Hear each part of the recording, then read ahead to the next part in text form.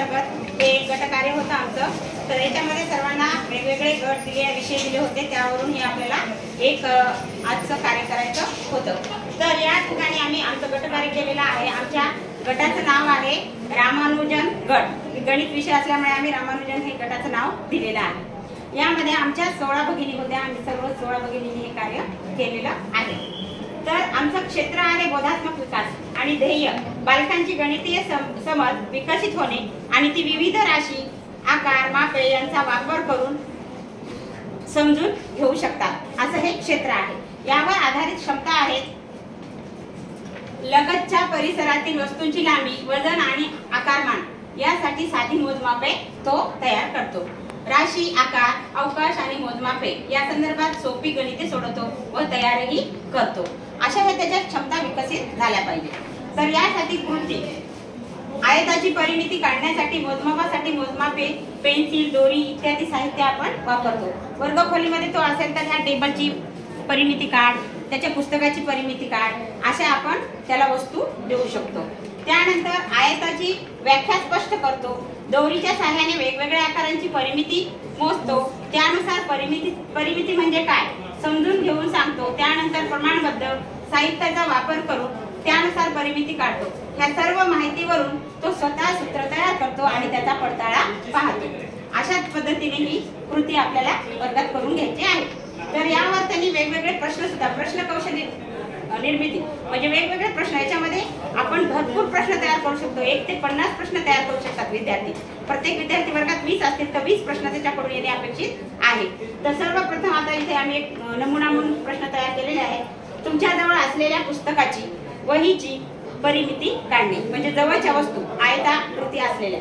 त्यानंतर दिलेल्या आयताची परिमिती काढणे, दिलेल्या विविध आकारामधून आयत ओळखून त्याची परिमिती काढणे।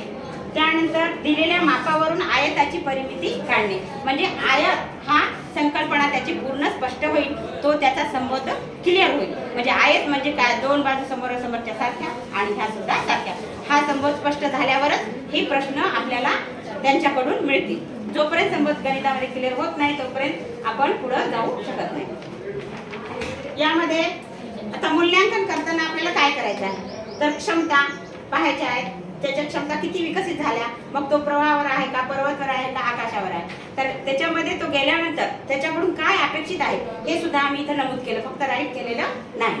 तर समजा आता पहिली जाणीव जागृती झाली। विद्यार्थी वर्गखोली व फळा आणि शालेय मैदान या आयत आणि चौकोन यापैकी प्रकार ओळखतो म्हणजे त्याला तो आयत क्लिअर होऊन जाईल। त्यानंतर वस्तूंची तुलना करतो। पर्वत काय आहे, वस्तूंची तुलना करतो। आणि आकार म्हणजे परिमिती म्हणजे सर्व बाजूंची बेरीज, हे तो जाणतो। कोणत्याही आकारांची परिमिती काढतो म्हणजे एकच आकार आयत म्हणून नाही, त्याला 7 आकार दिले आपण तर त्याच्यातला तो आयत आकार वेगळा काढून घेऊन त्याची तो परिमिती बरोबर काढतो। संवेदनशीलता मोजण्यासाठी लागणाऱ्या साहित्यांची माहिती करून घेतो व संकलन करतो। वेगवेगळे साहित्य जमा करतो, उदाहरणार्थ स्केल पट्टी, मोजपट्टी, अशा पद्धतीने तो त्याची परिमिती काढतो। तुलना केलेल्या वस्तूंचे मोजमाप करतो, दिलेल्या आकारांची परिमिती काढतो।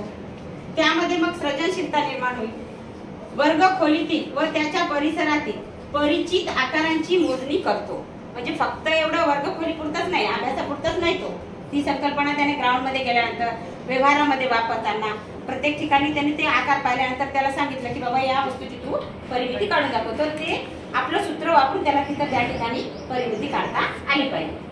मीटर व सेंटीमीटर अशा एककातील रूपांतर ओळखतो। परिमिती ही सेंटीमीटर मध्ये मोजतात, मीटर मध्ये मोजतात, मग हे सुद्धा त्याला एककाचं